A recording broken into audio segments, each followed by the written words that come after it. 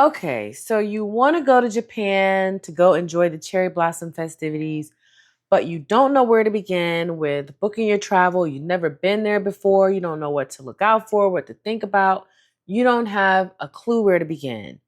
Well, let me tell you what can help you make this process so easy your head will almost spin. And that's using artificial intelligence.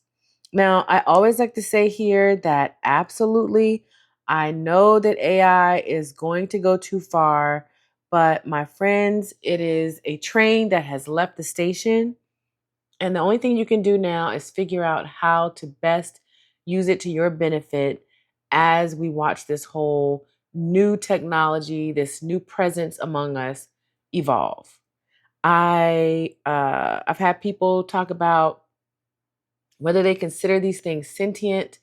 I do not. I have great appreciation for my AI that I use. I use ChatGPT the most, but I do have a Claude account that I use as well, very sparingly. But the ChatGPT is really good for research, especially for my business stuff. If there's something I want to find a quick solution for, ChatGPT has been absolutely amazing for that.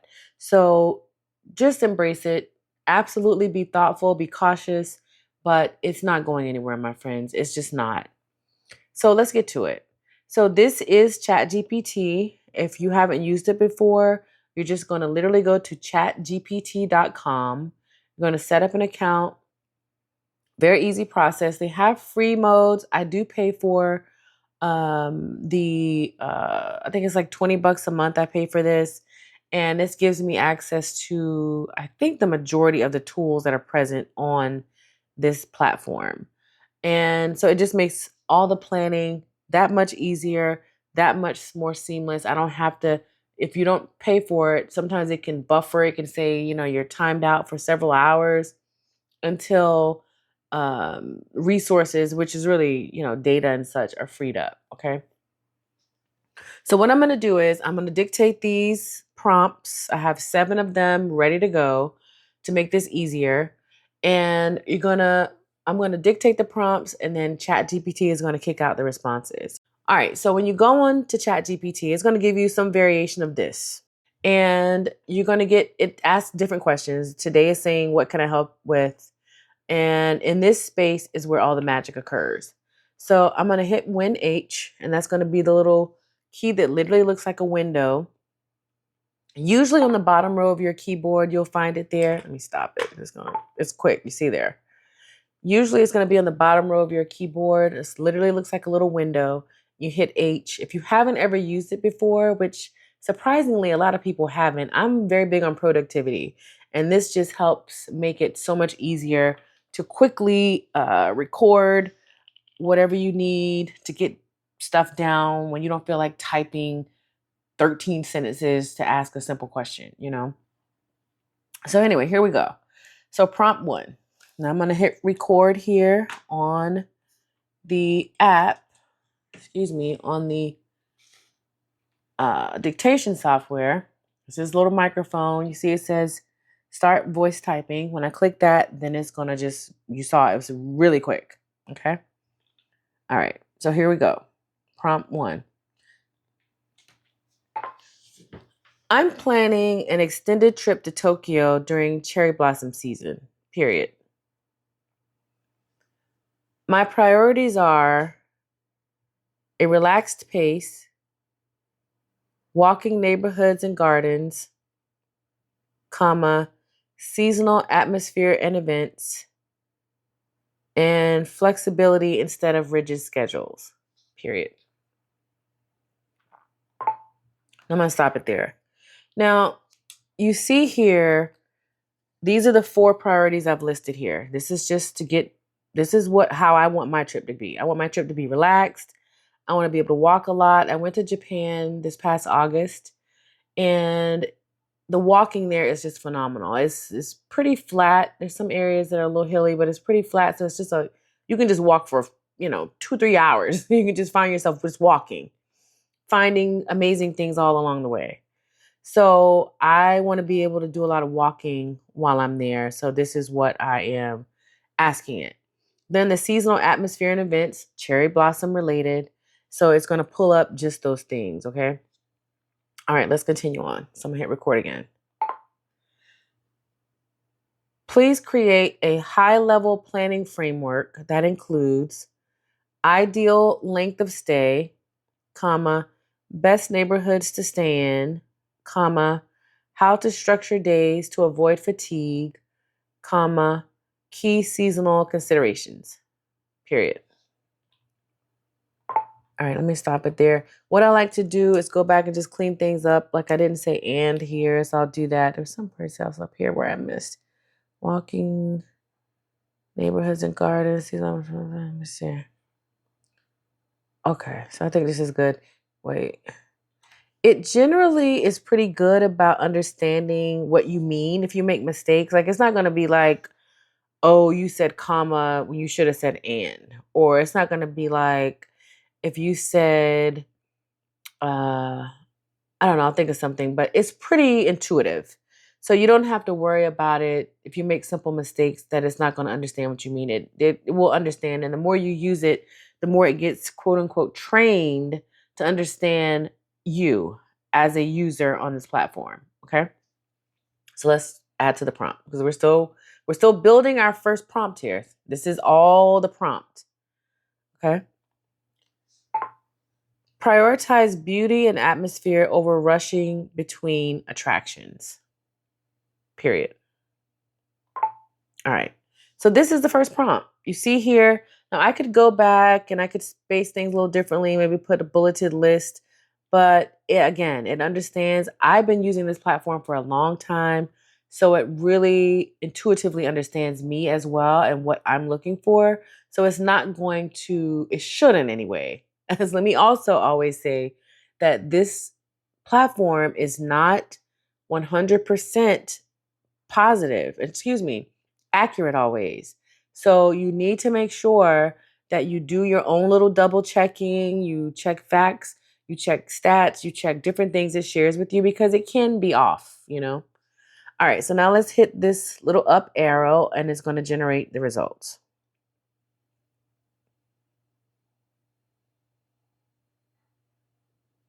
Okay, so that's the first prompt. You see how quickly it kicked this out. That sounds like a perfect way to experience Tokyo in Sakura season. Below is a high-level planning framework designed for beauty, atmosphere, and ease, not box checking. Think of it as a rhythm for the trip rather than an itinerary. And this is exactly what I wanted to hear. Okay, so let's take a look at what it gave for this first prompt, and then we're going to get into the next one. All right, number one, ideal length of stay for a relaxed, immersive feel. 10 to 14 days in Tokyo is the sweet spot for cherry blossom season if your priorities are walking, gardens, and flexibility. 7 days feels rushed during peak bloom crowds because apparently it can be really crowded there. All right, 14 days, ideal for slow mornings, repeat visits to favorite spots, and spontaneous discoveries. Tokyo works beautifully as both bookends, a calm arrival, and a reflective return. Okay, so next part, best neighborhoods to stay, atmosphere first. And you'll see here these photos. Now, it will give you photos, it'll give you maps, it'll give you all kinds of things you can take a look at to really get a better idea. And these are wonderful. Look at this. Let's expand it. Oh, let's close that. Okay, Adobe Acrobat is trying to muscle their way in. Okay, so these are just some photos, Tokyo Cheapo. And these are linked to different sites and such. This just gives you a chance to take a look and see what you can expect. This is Go Tokyo, a guide to Daikanyama, Tokyo's stylish catwalk. This gives you another look at where you can expect to, breathtaking. Really, really nice. Old Tokyo Pink Cemetery.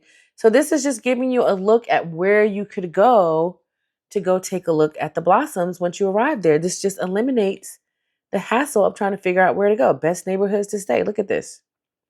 These areas balance walkability, aesthetics, cafes, and access to green space without the sensory overload of hyper touristy zones. Like there are some areas, like Tokyo is a huge city. I think it's larger than New York, if I'm not mistaken. I'm pretty sure it is. I think isn't it the largest city in the world? I'm gonna look that up. I think it is. And it's massive. So if you're going there specifically for Cherry Blossom Festival or festivities, you want to be where you're going to see the cherry blossoms and not have to try to trek halfway across the city to get to where you're trying to go. So you want to keep that in mind. All right, top picks. Daikanyama, Naka, Meguro, tree-lined streets, bookstores, refined cafes. Evening walks along the Meguro River during bloom are unforgettable. Calm but cultured, ideal for a long stay. Aoyama, Omotesando, elegant gallery-like energy, close to Meiji Shrine and leafy side. I think I saw this place here when I was there before. I'm pretty sure. And leafy side streets, a refined Tokyo Spring aesthetic. And then Yanaka, it gives a little more. So you see here, it's just giving you a breakdown of where you want to consider. So again, you're not trying to figure it all out when you get there or going online on Google trying to figure out where to go to look for this stuff. It's just too much. I promise you it is. Okay, one area to avoid for lodging. Shibuya Station Core. Exciting but exhausting during Sakura crowds. Listen, Shibuya Station is where they have the big scramble crossing, they call it. It's a madhouse. You want to go see it, but I can only imagine during Cherry Blossom Festival festivities there, it is probably unbelievable. So I agree absolutely with ChatGPT. I would avoid that area for your lodging. It would be like staying in Times Square. Like people do it, but why would you? I mean, unless you're just trying to save a few dollars or you just, when you're really young and you want to be in that action, absolutely. But I would say if you're 40 and up, you're not going to want to be at Shibuya during the Cherry Blossom festivities. I promise you, you're not going to want to be down there. So consider staying somewhere else. All right, next is how to structure your days to avoid fatigue. The golden rule, one anchor per day. Everything else is optional. Morning, quiet plus beauty. Garden, shrine, or neighborhood walk. Early hours equal fewer crowds and softer light. All right, so then it gives here morning, it gives a little breakdown of what you can do, midday, long lunch, cafe hopping. Because a lot of times we go on trips, we think we got to be running around the whole time, but you really don't.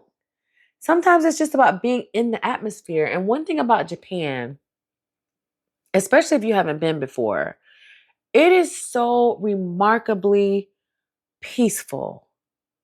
And now I don't know what I'm going to experience during these Sakura festivities. It may be different, but I don't think so. I think it's just going to be crowded. But those folks are so respectful. They're so thoughtful. The dedication to quality and good customer service. You can go there and just immerse yourself in nice, slow travel, a soft life during your visit to Japan. Try to take advantage of that. Don't go there. Don't take your same old American hustle and grind attitude to Japan. It's going to do you a disservice. Okay. All right. So then more stuff here. One neighborhood dinner. This makes sense. They have a lot of those there. You want to go someplace where you can just tuck in, enjoy yourself, go back to your room, whatever. All right. So example, slow Tokyo day. Morning, Shinjuku Gyoen. Lunch, cafe nearby. Afternoon, rest and journaling. Evening, casual dinner near hotel, quiet walk. Very nice. You'll notice the luxury here is energy preservation. All right. For cherry blossom season, key considerations, more stunning photos. Let's take a look at these. All right. This is amazing. Tokyo's Yozakura cherry blossoms illuminated at night. Amazing. Very nice. Look at this. So this again, just giving you a good idea of what you can expect while you're there. It doesn't even look this crowded in these photos, to be honest. Really nice. All right, timing, flexibility matters. Late March to early April is typical, but bloom varies yearly. Plan open mornings, not fixed must-see dates. Staying longer increases your odds of peak beauty. Crowds, how to keep it serene. Visit famous parks early morning. Seek neighborhood rivers, cemeteries, and shrine grounds. Night illuminations are magical, but go on weekdays. This is a good tip. When you travel, you have a totally different experience, especially internationally, that you're going to have on the weekdays than you're going to have on the weekends, just like in the States. All right, seasonal atmosphere to savor. So you see here, it just gives a really good breakdown. All right, number 5, choosing experiences that match your intent.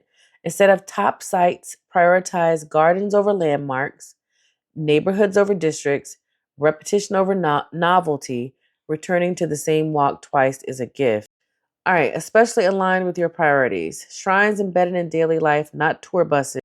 And then here you see some more breakdown. Lodging style matters more than location.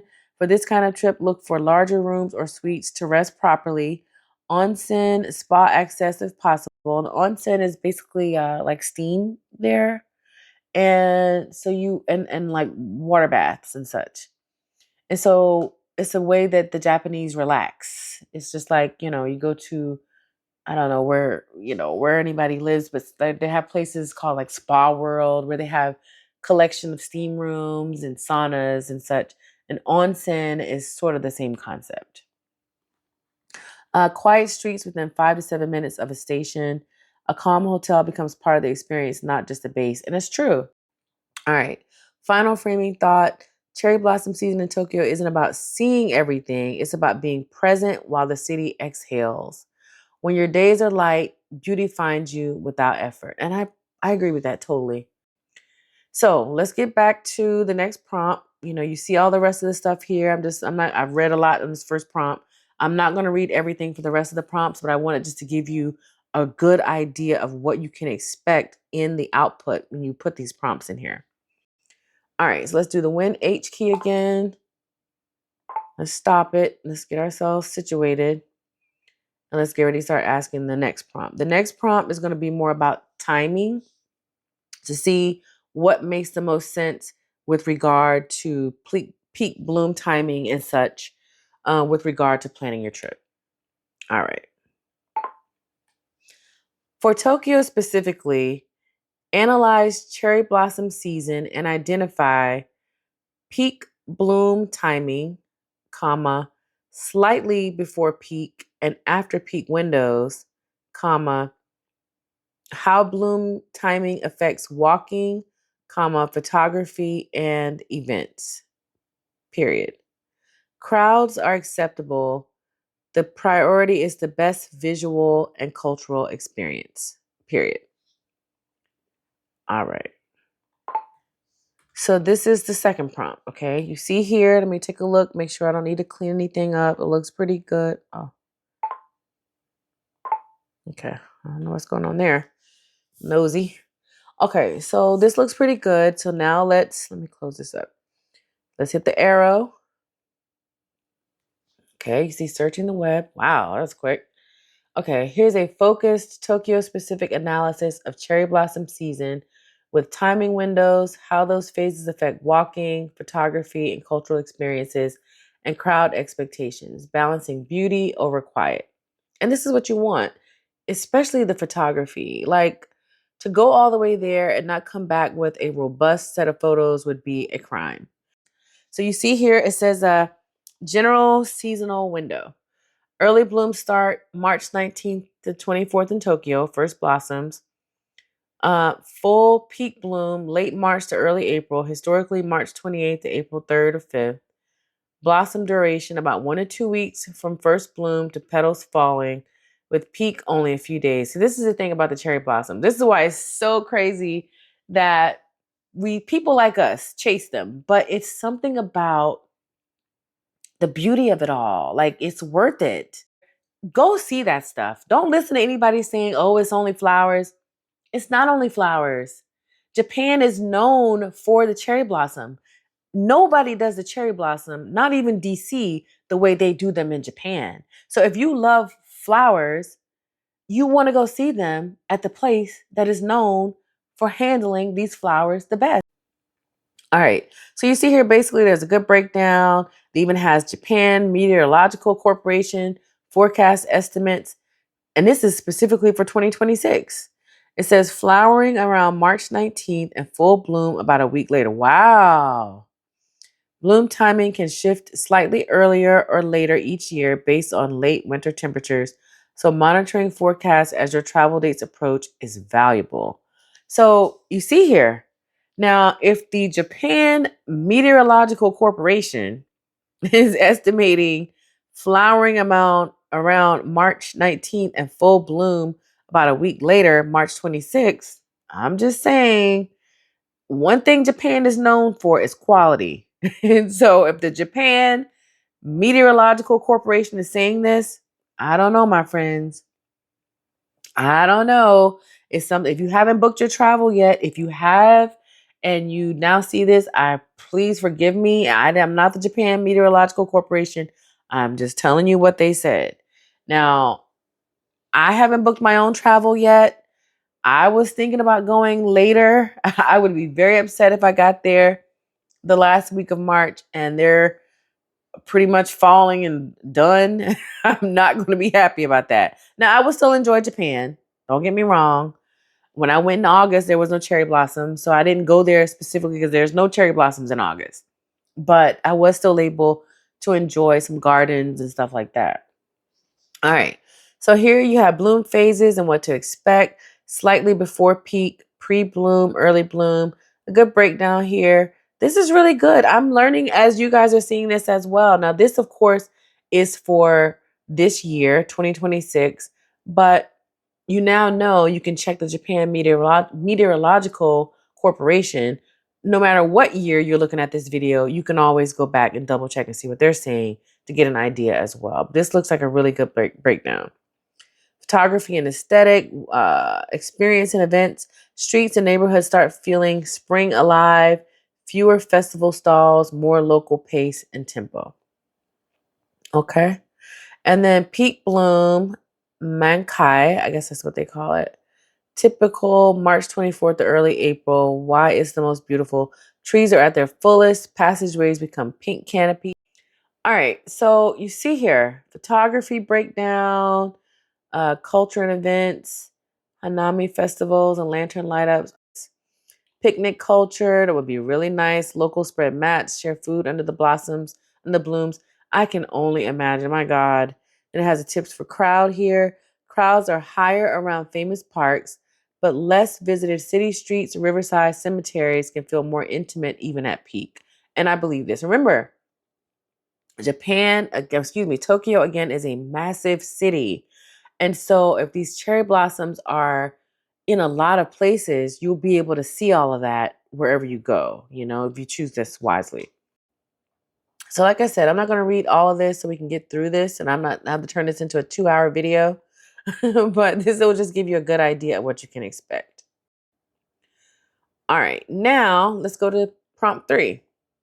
Prompt 3 is about daily pacing, okay? This is what this is going to help you to be able to best plan your trip for a nice slow-paced daily structure, okay? So let's get to the next one for pacing. So you're going to be dealing with jet lag that's going to wear you out for the first couple of days until you get regulated. You're going to be all off. It's basically like 13 hours ahead, I think, of East Coast time in the States. And so trust me, you think on the one hand, oh man, I can enjoy my day. And then on the other side, I can do whatever work I need to do. And you can do that. But trust me, you're going to be delirious. You're going to be delirious for the first couple of days as your body tries to adjust to this new dynamic of you were once at someplace you might have left that morning at 9 a.m. when it was 10 p.m. in Japan. You're going to get to Japan in the morning when your body thinks it's at night. It's rough. I'm just going to be honest with you. So you want to plan your pacing well. So let's get into prompt 3. All right, let's go to the dictation.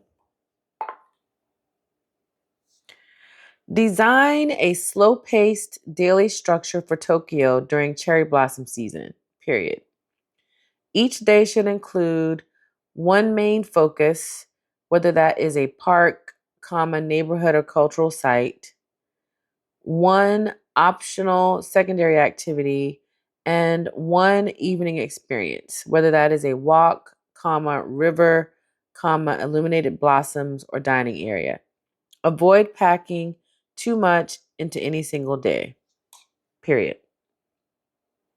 All right. So now this is going to give you a clear view of a structure, an itinerary for moving around here. Okay. So let's close that. Let's hit the up arrow. Let's see what it gives us.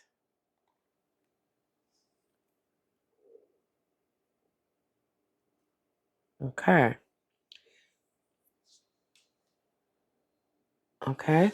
Below is a slow-paced daily structure for Tokyo during cherry blossom season, designed around atmosphere, beauty, and rhythm rather than efficiency. Each day has one main focus, one optional secondary activity, and one evening experience, nothing more. If you skip the optional piece, the day is still complete. Think of this as a modular template you can stretch to 10 to 14 days by inserting rest days or repeating favorite neighborhoods. Okay? All of this makes sense to me. This all makes sense. Now, what I could do, if I know that I was going to only spend 7 days here, I could quickly, before I even read any of this stuff, I could say, well, that's nice, but I really want this to be 7 days only. I put this together for 7 days. Okay.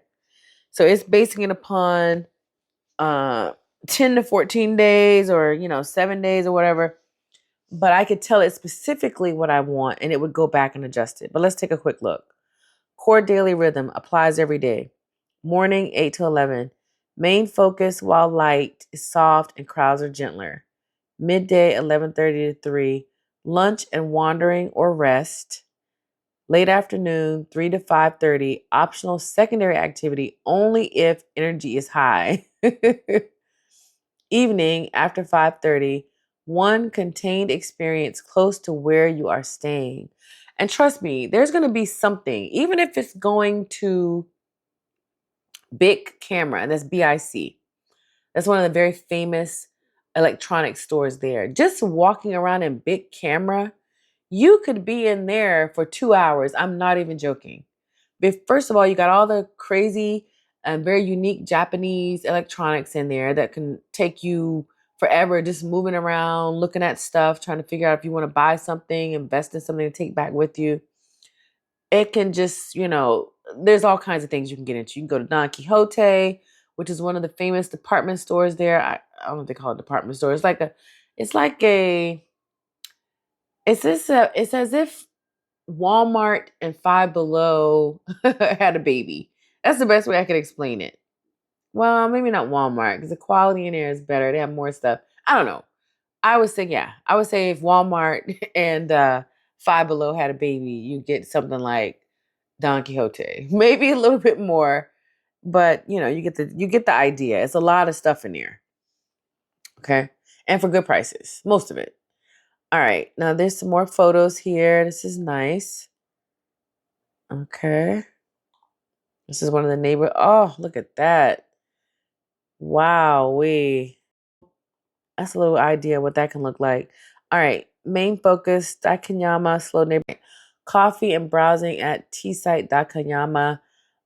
Evening short dusk walk along the Meguro River. No pressure to see it all. Purpose land softly, align your body. All right, day 2 garden immersion. So it's saying the first day, don't try to completely go tackle the cherry blossoms the first day. You can try that if you feel like you got the energy, but you probably want to go a little bit slower pace. All right, day 2 garden immersion. Amazing. Look at this. This looks like some kind of like botanical garden in a greenhouse. All right, main focus Shinjuku Goyen, arrive early. Optional greenhouse visit or extended bench time with tea. Evening dinner near your hotel or quiet izakaya, no transfers. This is one of your most visually dense days. Do not add more. Okay. And it's true because once you start seeing the blossoms, I'm sure you get overwhelmed immediately. Okay. Let me tell you, Japan is all about a quality, curated experience. So I can only imagine how these cherry blossoms go. I can only imagine. All right, so here's a little bit more of a breakdown. Day 3, Old Tokyo and petal paths. Let's take a look at these. Okay, yeah, these look great. Look at this. Can you imagine walking under here? Oh, look at this. Just, okay. Day 4, Shrine, Forest, and Stillness. Meiji Shrine, Forest Path. Really nice. Okay, so main focus, Meiji Shrine, Forest Pass. I bet that is amazing. Such a good reset for your body being in nature and walking through forest. You can't, there's no replacement for that, okay? Optional wander Omotesando side street, skip the main boulevard. Evening casual dinner in Aoyama. This balances nature, culture, and restraint. Day 5, water, perspective, and movement. Okay. More photos. Look at this little boats. Ah, look at that. Gorgeous. All right. Sit along the Imperial Palace, East Gardens. Evening, Yozakura, if energy allows. Otherwise, quiet dinner nearby. This is one of the most cinematic Sakura experiences in Tokyo. Okay. All right. Day 6, neighborhood life. Let's take a look at these. Really nice. What's that? Little swan boats. See that? And then you got, oh, amazing. All right. Neighborhood life day. Main focus, Kichijoji and Inokashira Park. Optional boat reflections on the pond. If petals are falling, it's magical. I can only imagine. Evening dinner in Kichijoji. Local, relaxed, lived in Tokyo. Feels less like travel, more like belonging. And I love something like this. Oh my God. All right. Day 7, free choice / repeat beauty. Main focus, return to your favorite blossom location. Gardens reward revisits. Yes. Light, wind, and petals change everything. And it's true. You can go in the morning to a park and go in the afternoon and get two totally different experiences. This is just how it is. All right. Optional shopping for seasonal sweets or stationery. Evening, farewell blossom walk, or favorite restaurant repeat. This day is essential. Do not plan it in advance. All right. Optional add-on days for 10 to 14 day stays. Asukayama Park, less formal, very local Hanami. Rikugian Park, refined weeping cherry, especially early evening. Rain day reset, cafe hopping, journaling, spa, laundry, rest. Really nice. Why this structure works during Sakura season. One visual anchor per day prevents sensory overload. Really nice. This is what you want. You don't want to get there and find yourself feeling exhausted at the end of every day. You want to be able to get back to your room and feel like you had a full day, but not that you were beat down. You don't want to, if you start feeling beat down there, it's going to be a rough trip. I promise you. All right. Cherry blossom season in Tokyo isn't about maximizing coverage. It's about letting the city reveal itself slowly while everything is briefly, exquisitely in bloom. It's so true. So usually what this thing will do, it'll ask me if you want next, and it'll kind of ask me some different follow-up things, but we got prompts ready to go, like I said. So let's get to the next one. Okay. Prompt 4. We're getting into the home stretch. Okay, let's get the dictation. What seasonal events and limited time experiences occur in Tokyo during cherry blossom season? Question mark. Include traditional festivals, comma, park-based celebrations, comma, evening or illuminated cherry blossom experiences, and cultural rituals tied to this time of year. Period. All right. Now we're getting into events. Now, it already gave us some good parks we could go to, but if you want to try to weave these things, some more events, like maybe there's some sort of I don't know, some sort of parade or something, and you want to make sure you're able to see the parade and you want to weave it into your itinerary, it's going to tell you what you can consider. So let's take a look and see what those answers look like.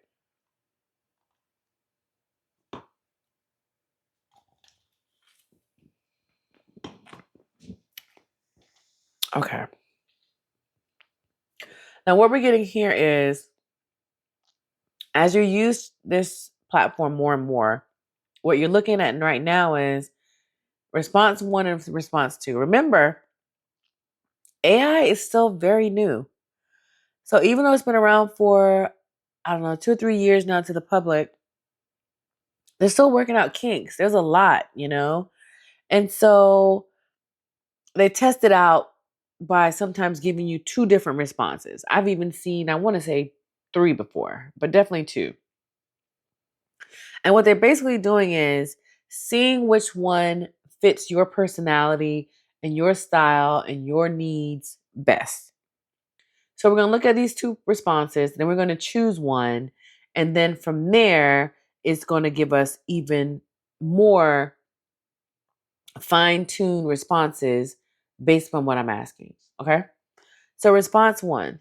Remember, what we asked it is about experiences, okay, and events. Okay. Response 1. Cherry blossom season in Tokyo is not just about flowers. It's a layered cultural moment where nature, ritual, food, and nighttime spectacle overlap for a few precious weeks. Below is a curated, experience first overview of what typically happens during Sakura season, organized by type and when they tend to occur relative to bloom. Because remember, most of the locals there they're waiting to see when they bloom as well, especially folks who have like vendors for cherry blossom season who specifically, gear up to make money during this time of year. They're watching just as well as we are for travel. Okay. So they're going to have their stuff put out their schedules. I can only imagine how hair raising it is. They're going to put out their schedules closer to the time when the blooms are going to be at peak or the flowers are falling or whatever the case may be. They want to make the maximum return on their wares or their services during this window of these blossoms coming to be. All right, crowds are part of the magic here. These are moments Tokyo itself leans into. Yeah, that's what I'm saying. Like when people are like, "Oh, don't go during cherry blossom season. It's so crowded." Like, huh? Like what? That's just if you know it's going to always be crowded. Either you are going to go and manage how you're going to move around those crowds, or you're just never going to see it. If it's always crowded, what other alternative do you have? They're not going to have a special cherry blossom festival for you, my love.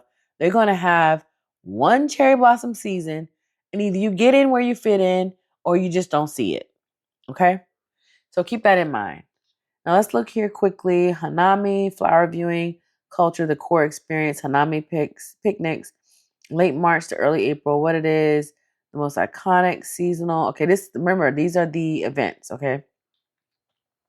Hanami picnics, late March to early April. What it is, most iconic seasonal ritual. Gathering under blooming trees to eat, drink, and linger. Ranges from family picnics to after work corporate gatherings. Wow, I bet that's interesting. So these are some options to see if you want to be in the midst of the action. You want to say you were at Japan's cherry blossom celebrations. You got all the main highlights in this area, all the action. This is where you want to go. Why it matters culturally. Hanami is about impermanence, mono no aware, beauty that exists precisely because it doesn't last. Ah, I love that. Even if you don't picnic, simply walking among Hanami groups is a cultural immersion. Best time of day, late afternoon into early evening when groups settle in and lanterns begin to glow. All right, this is nice. Then park-based Sakura festivals, peak bloom, Ueno Sakura, Matsuri, timing usually mid-March. Experience food stalls, seasonal snacks, sake, informal performances, less festival stage, more lively street fair energy. Visual vibe, dense pink canopy and lanterns and crowds equal classic Tokyo Sakura chaos in the best way. All right. So this gives you a good idea of what they've laid out here. You see very detailed why, notable locations, best experience window, just very rich details. Like you just don't want to miss this, you know? So now though, let's look at the other response just to give an idea. I do like this one, but let's see what this one says as well. All right, below is a curated overview of seasonal limited time experiences in Tokyo during cherry blossom season, organized by type of experience rather than by date. This aligns with your priority: visual beauty, cultural depth, and atmosphere, not ticking boxes. Cherry blossom season in Tokyo is as much about ritual and mood as it is about flowers. Okay, so let's see what this one says. Traditional and park-based cherry blossom festivals, Hanami. Now you see them side by side. You see how they're just a little bit different, you know? This has the date here. This is just more telling you what they are. So I guess you can then say, okay, I want to do the Hanami, I want to do this. Tell it what you want, and then it can package that up, you know? So I be honest, I feel though like I like the dates better. I kind of like the energy of this response on the right a little bit better. But I do like that it includes some dates here. Like you see peak bloom, like I don't see that as much on this side over here. Let's see. Uh, yeah, well, it does have a little bit of wind on here. I don't know. I think I'm gonna go with. There's a lot of detail over here about ins and outs, which I do like. Okay, let's go with the one on the right. Let's go with the one on the right. Something's telling me to go with this one. This is going to give us more what we're looking for. All right, so you see here how these experiences align with bloom phases. Bloom phase before peak, peak bloom, petals, fall. Best experiences, and this is excellent. This is what you want. Before peak, the best experiences are going to be shrine visits, gardens, quiet walks, anticipation. It's true. Like I said, you can go to bed one night, wake up the next morning, boom, here they are. Peak bloom, festivals, illuminations, Hanami energy. Oh, I can only imagine. Petal fall, artistic photography, reflective walks, poetic stillness. So even if you got there at the end, the tail end, that would be better, I would imagine, than getting there early and seeing no blooms. Okay. So keep that in mind. All right. And then, like I said, there's two. So I'm going to choose this response. And then it's going to get us back to the main area here. So you can take a look at this later. And you see, it's a lot of stuff. But what I hope you're seeing here is this is a nice package of all this stuff you need. And then at the end, I can even ask it to package this all up in a PDF. If you want to print it off and then look through it, put this maybe in a book or something, some sort of little binder or 3-prong folder or something you might want to do. You can get, quick tip, you can get hole punched paper from Staples or any office store, throw that in your printer, print it out, throw that in a 3-ring little folder. I want to get a binder, get one of those flexible folders they have. If you're going to go get this paper, they have some vinyl folders, like the 3-prong folders you might have used in school. Get the hole punch paper, print your stuff on that, throw them in there, get that vinyl binder, that vinyl folder and take it with you. Have everything in there you need. You don't want to be trying to figure out where stuff is. Just package everything up in that folder and you're going to be good to go. And you don't need to be flipping that, taking that vinyl folder out when you're out and about. You take that out when you're in your hotel room just to take a look, to refresh your memory about what you're doing. You have English translations of stuff so you can then figure out how you want to communicate with folks there about what you're trying to do, because a lot of people speak English there, but not everybody does. Be very clear. It is definitely a Japanese country. Okay. These are Japanese cities and they function like that. There's some places that speak English, but you definitely need to have Google Translate or some sort of translator readily available so you can navigate around there with ease. Okay. Next, we're going to look at the weather. Okay. This is going to give us the answers we need to decide how to pack, what days we're going to do certain things based upon the weather, it's going to make a big, big, big difference. Okay. All right, let's get the dictation. Let's go again. Explain typical Tokyo weather during cherry blossom season and how it affects walking comfort, photography, and clothing choices. Period. Suggest a minimalist packing strategy suitable for long walking days. Period.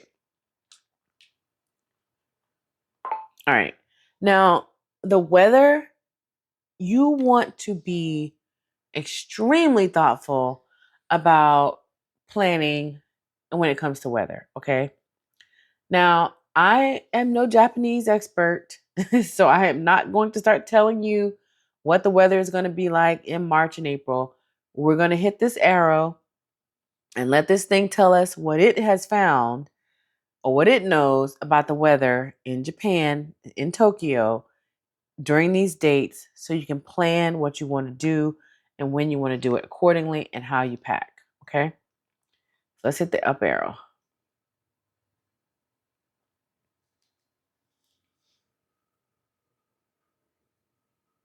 Okay?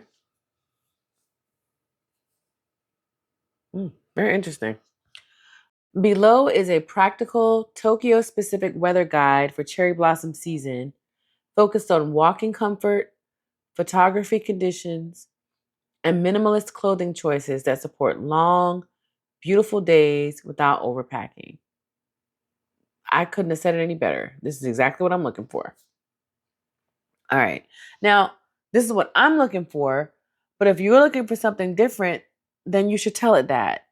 Like I would change maybe instead of walking comfort, maybe you're saying how it affects uh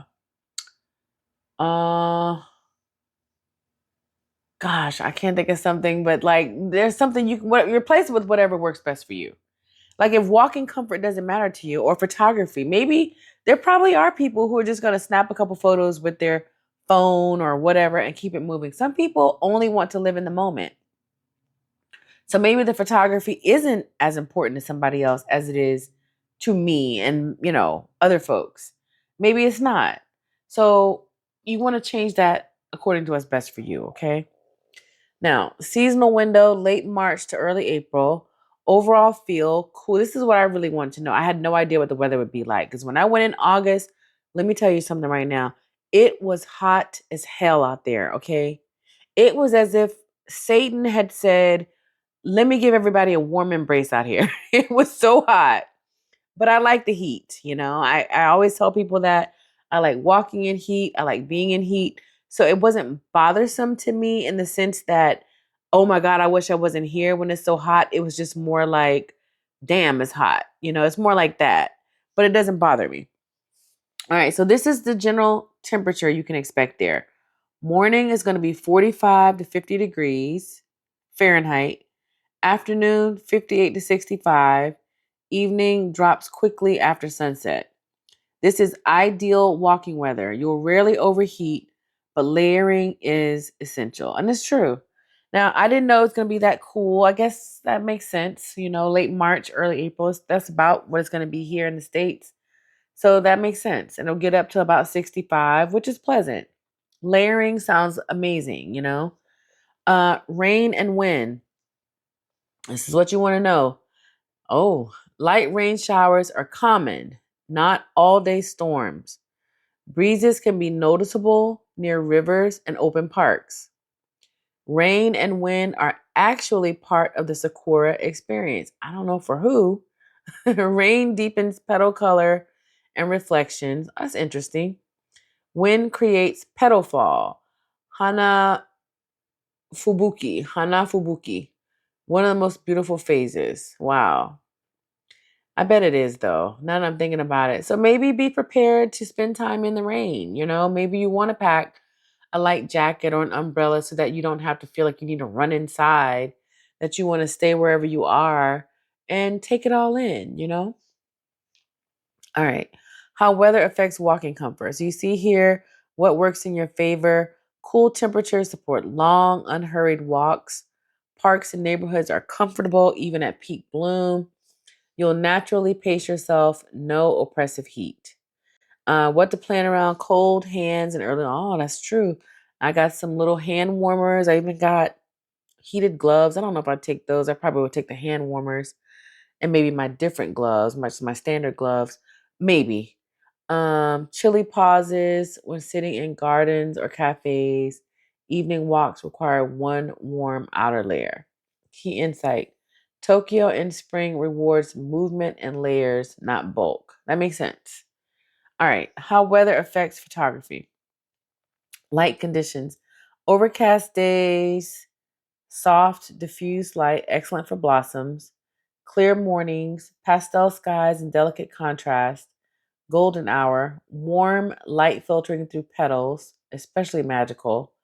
Rain and post rain, reflective paths, dark tree trunks, and plus pale blossoms equal striking contrast. Umbrellas add visual interest to street scenes. All right, and then it just breaks down wind, clothing strategy, minimalist and elegant. Think capsule wardrobe that layers well and photographs beautifully. Core principles, neutral tones, cream, gray, navy, black, soft textures, wool, cotton, knits, pieces that work indoors and outdoors. So this is good. So you want to start thinking about this now, especially that it's still winter here in the States. Now, of course, you may be looking at this video from many parts of the world. But if you're looking any place where right now it's winter, and most people will be planning to go here in like winter time, I would think. Some people well in advance, but most people around winter. Start grabbing those pieces you need now because you know stores in the next few weeks are going to start putting the spring stuff out. So start looking for those pieces that you need now if you need to pick up a few pieces so that you can have what you need for the trip and not find yourself trying to figure out what you're going to put together. And when you're in Japan, you want to dress very smart. You want to look clean, well put together, well groomed. It is a place that values that very much. So you want to make sure you're very thoughtful about your presentation when you're there. Okay. The essential capsule, 10 to 12 items total. Tops, this is very interesting. 3 to 4, lightweight, long sleeve top, merino or cotton. 1 fine knit sweater, 1 breathable blouse or elevated tee, optional thin turtleneck or mock neck, bottoms 2 to 3, comfortable walking trousers, tailored but flexible, 1 relaxed wide leg pant or midi skirt, optional dark jeans with stretch, layers 3, lightweight trench or wool coat, your hero piece, packable down vest or light insulated jacket, soft scarf adds warmth and style and photo interest.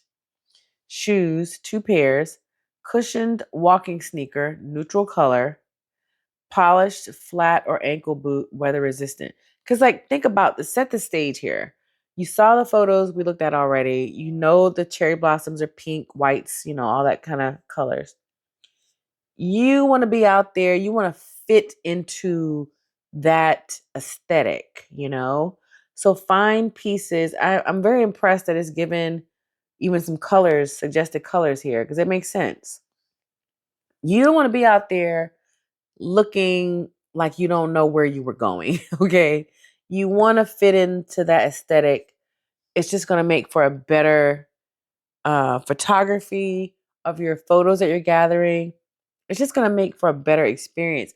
Trust me, the alignment of being in sync with the color scheme out there, the aesthetic, you're just going to feel that much better. So try to make sure you're matching the aesthetic, okay?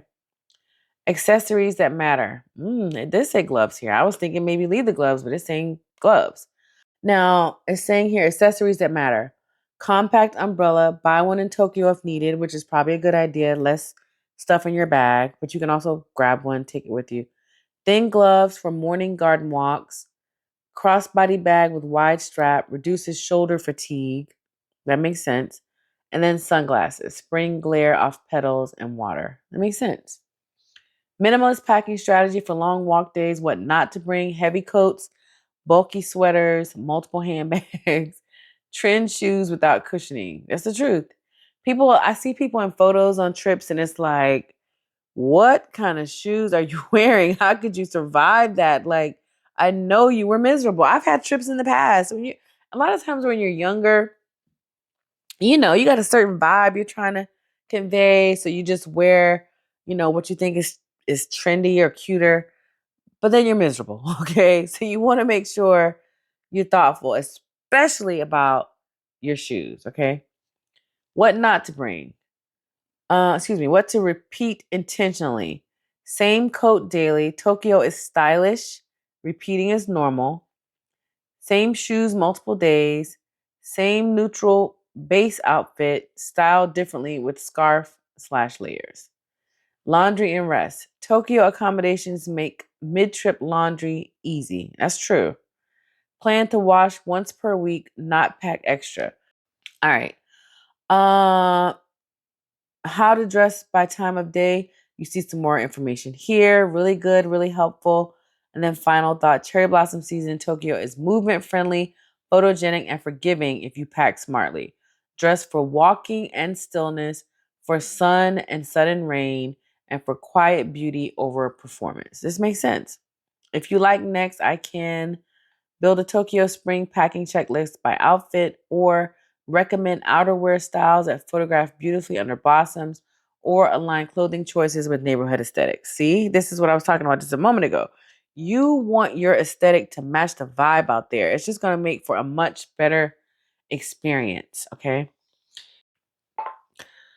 Compare Tokyo neighborhoods for cherry blossom season stays based on access to parks and rivers, comma, walkability, comma, crowd intensity, and overall atmosphere. Rank them by experience, quality, not popularity. Okay. Now, this is, oh, wait, I'm just talking.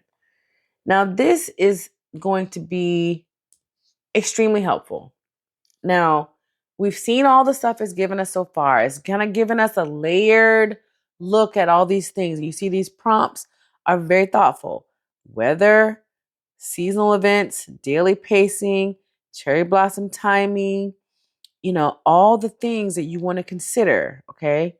Now, this is about the neighborhoods. Now, it gave us some information earlier about some suggested areas, but now we're getting it to narrow down where exactly, based upon these four parameters: access to parks and rivers. Remember, it already told us that some of the best walking and some of the best views is going to be in parks. It's going to be near rivers. So you want to be at a hotel that's going to give you quick access to parks and rivers. You don't want to have to travel 30 minutes by train to go to the park you were really hoping to go to, okay? Or a park. Same for walkability. You want a place that's going to be extremely walkable. Okay, so now let's look at the results and see what it's going to tell us about these parameters for neighborhoods.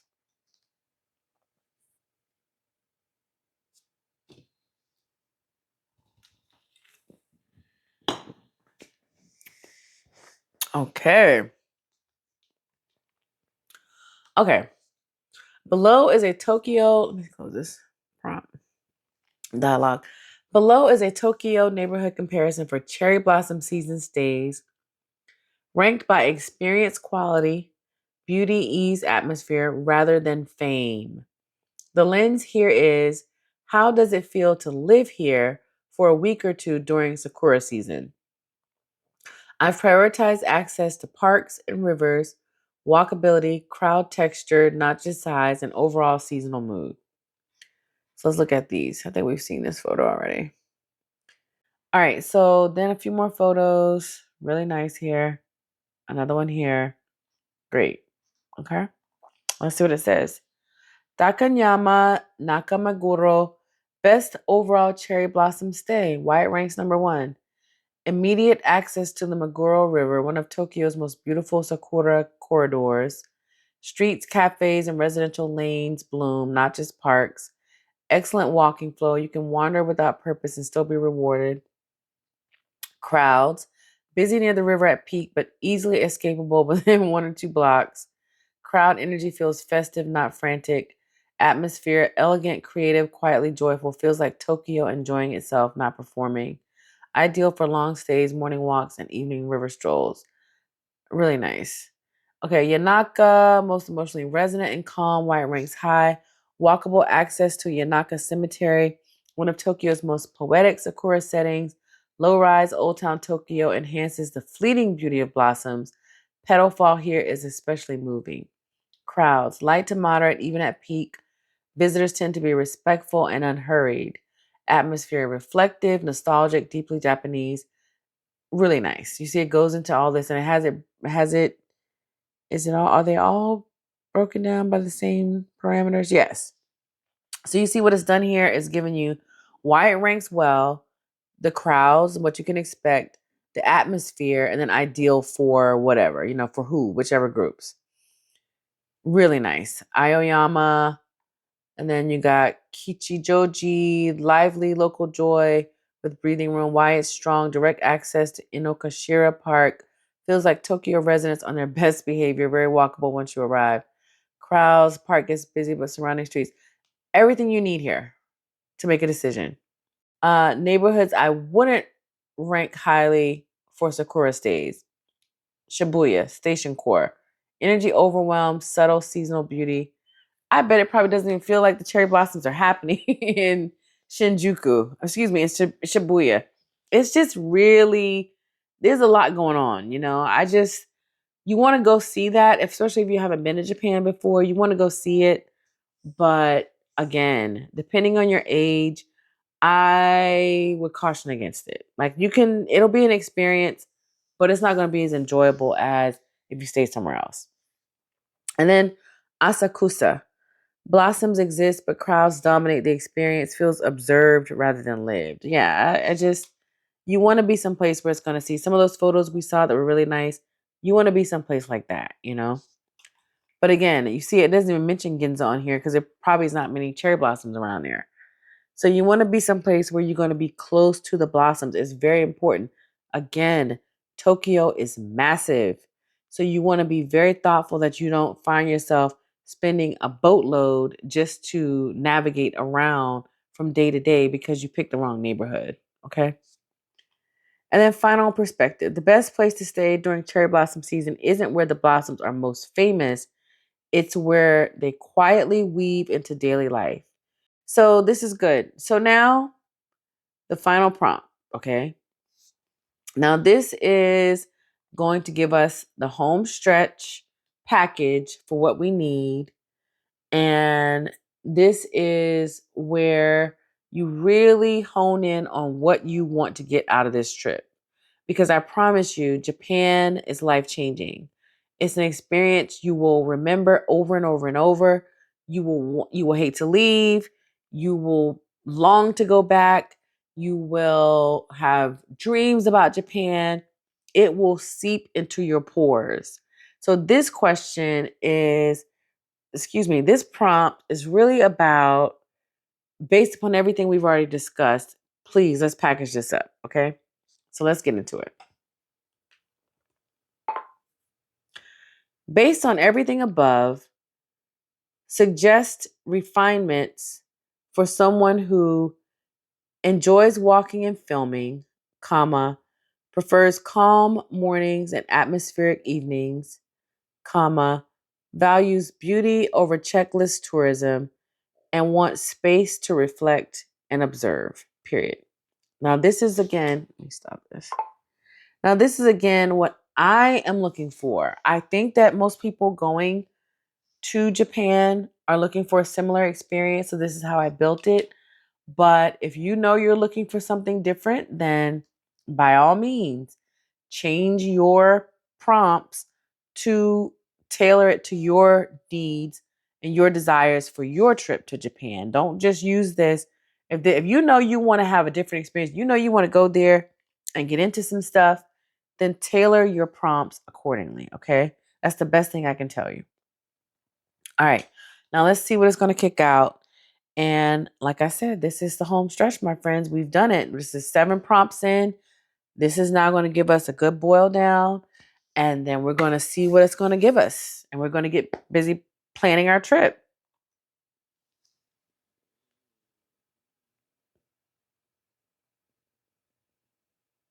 Okay. Below are refinements tailored specifically to you. Someone who walks to see, films to feel, prefers quiet mornings and luminous evenings, and values space, rhythm, and observation over coverage. Think of these as calibrations to an already beautiful plan. Oh my God, I love it. Okay, let's look at these photos first. Look at this. My God, I can, oh, okay, this is another one. This walkway right here, I'm telling you now, I could walk for probably 3 hours out there. Stop, take a break, take some photos, I can only imagine. I have to see it. Look at this. I guess this is petal fall. Look at this. DC can't do this. DC can't do this. Like I said, the cherry blossoms are nice in DC. And it's not just DC. It spreads out to the suburbs as well in Maryland and Virginia. So you see them everywhere. It's really nice, but DC can't do this. I'm sorry. All right. Refine the daily rhythm for walking and filming. Shift your best energy window earlier. Instead of designing days around midday highlights, treat early morning as sacred. Ideal filming and walking window. 6:30 to 9:30 a.m. primary walking and filming block. 10 to 12 cafe pause, minimal shooting. Midday rest, journaling, battery charging. Late afternoon optional light wandering. Evening one short atmospheric experience. This protects your attention and keeps your footage calm and uncluttered. Refinement. If a location is famous for crowds, only ever see it in the morning or at dusk, never midday. And I'm going to tell you something right now. This is probably the best piece of advice this thing gave this whole time so far. Because if you go someplace extremely crowded, you're going to be trying to grab up your stuff. You're going to be, trying to figure out where to go. It's just not going to be as pleasant. Now, that 6:30 sounds early, but trust me, my friends, that's not early. It's going to be colder. Now, keep in mind the temperatures it told us already. It's going to be colder early in the morning. This is why it's telling you to pack appropriately so that you can go out there early in the morning and enjoy yourself, okay? Choose neighborhoods that reward repetition on foot. You already identified the right places. Now refine how you use them. Primary base, long stay. Dakanyama Nakameguro. Refinement. Walk the same river stretch 3 times. Once early morning, stillness. Once overcast. And once evening. And I'm sure each time you get something completely different. Film micro moments, footsteps, wind and branches, cafe steam, not wide crowd shots. It's saying the details. That's what you want to be capturing, the details. Secondary base, optional split stay, Yanaka refinement. Treat this as a contemplation chapter of the trip. Film fewer clips, longer takes. Focus on petal fall, paths, aging textures, silence. And then 3, adjust what you film, less spectacle, more intimacy. What to favor, blossoms integrated into daily life, sidewalks, bicycles, doorways, wind moving branches, petals collecting in corners. Yes, this is amazing. I really appreciate this because if you're going there to capture some footage, like if I make this trip, I'm going to be packaging up a lot of this footage to share here on my channel. So this is giving me some good ideas. So I'm not wasting time just filming crowds, filming crowds, filming crowds, or filming the blooms. You want to be thoughtful about it. I really appreciate this wind moving branches. I appreciate this petals collecting in corners, drains, water edges. These are the little details that when you're putting these videos together, you need those little cutaway shots, we call them in this space. You need cutaway shots. You need space for uh, scenes that maybe reset a video or reset a space or maybe whatever your topic you're talking about. You need all those shots. So this is good. What to deprioritize? Straight on iconic shots at peak crowd density. Festival stalls, unless they're peripheral or atmospheric. Refinement mindset. If it feels busy to stand still, it will feel busy on camera. That's a good point. I like that. Use weather as an ally, not a variable. You already understand this intuitively. Lean into it. Overcast days. Prioritize gardens, cemeteries, shrine paths. Shoot wider. Colors will hold without harsh contrast. Light rain. Walk neighborhoods, not parks. Film reflections, umbrellas, wet petals. Windy days, skip full bloom hunting. Seek petal fall, hanafubuki. This is peak poetry. Oh, I can only imagine. Refinement. Refinement. Don't reschedule because of weather.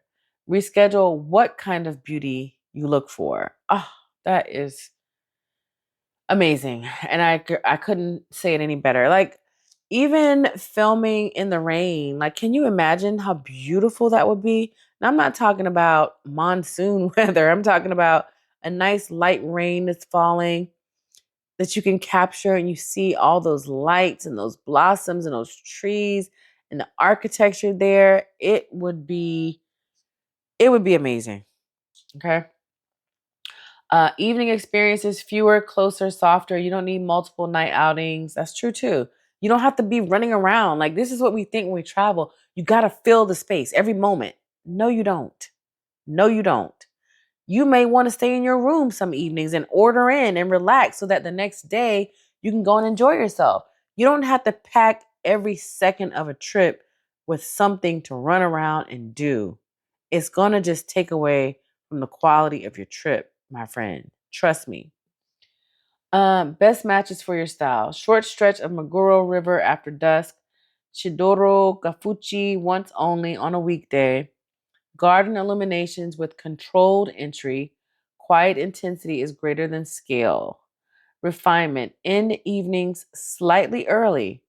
Let the city fade instead of climaxing. Build in non-output days, essential for reflection. That's what I was just saying. You don't have to fill every second of a trip with some activity or something to do.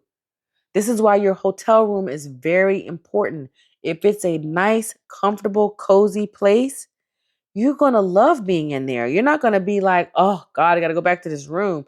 You're going to love being in there as much as you're going to love being out and about.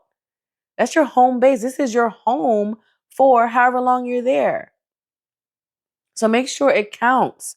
Make sure it's going to be what you need to feel comfortable so you can relax at the end of your day of moving about. Okay. Let's see. At least every 4 to 5 days, plan a day with no filming mandate, no main site. I guess if you're staying for longer, no main site, just walking and sitting. Suggested uses: revisit a favorite street, long cafe stay, editing footage quietly, writing, sketching, or doing nothing. These days improve everything else. And it is the absolute truth. You have to take some downtime. Don't think, oh, I spent my money to come over here. I got to do something. You are doing something by sitting in your room or going to some little cafe or going to, maybe if there's a big, nice, sprawling lobby in your hotel, you're going there, or some other little quiet corner. Maybe there's a park near your hotel or a garden or something. You want to go out there, relax. You are in Japan. You are in Japan, my friend. Just being there is already something. You don't have to be running around the whole time. Please keep that in mind so you can really enjoy your trip. All right, packing and gear refinements, walking and filming, clothing. One beautiful outer layer you wear daily, photographs well. Neutral palette so you blend into scenes. That's what I'm saying. People taking their photos, it's pink, tans, grays, a little black out there. They don't need you drifting in with some orange dress or some orange sweater or some, red jumpsuit out there. Wear whatever. But now I'm thinking about red might actually, depending upon what you're doing, it could complement the pink. But generally, try to fit into the aesthetic. Trust me, it's going to just be better. It's just going to be better. It's going to be nice, you know? One scarf that moves in wind, visual texture, filming mindset, fewer clips, longer takes. This is what you want. A lot of times we travel, we're just throwing a camera up, filming 3 seconds, moving to the next thing. Calm yourself down.